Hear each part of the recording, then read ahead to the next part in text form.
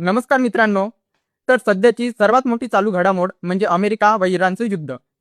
America व इराणचे युद्ध चालू असताना सर्वात मोठा प्रश्न म्हणजे इस्रायलने यात का एंट्री घेतली. तर त्यासाठी आपल्याला इस्रायलचा इतिहास तपासावा लागेल. तर त्यासाठी 2 मिनिट व्हिडिओ स्किप करू नका. बघा, 1949ला पॅलेस्टाईनमधून इस्रायल निर्माण झाला. खरं तर इस्रायल नावाचा देश आधी अस्तित्वात होताच नाही. आधी काय होतं? पॅलेस्टाईन, त्यालाच फिलिस्तीन म्हणतात. तर झालं असं की दुसरं महायुद्ध झालं.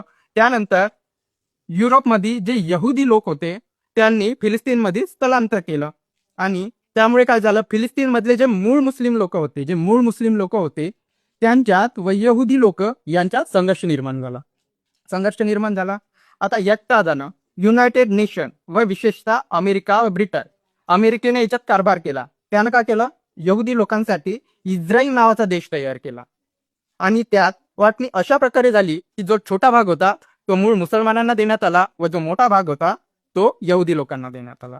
मग मूळ मुसलमान चिडले व त्यांनी एक संघटना निर्माण केली, त्याचं नाव आहे हमासची निर्मिती झाली. आणि हा हमास नेहमी काय करतो तर इस्रायलवर हल्ले करतो आणि हा इस्रायल नाव सांगत जातो अमेरिकेजवळ. आणि अमेरिकेचा असा आक्षेप आहे की या हमासला मदत कोण करतो तर इराण. आणि त्यानंतर इस्रायल नाव सांगतो अमेरिकेला व अमेरिका अटॅक करते इराणवर.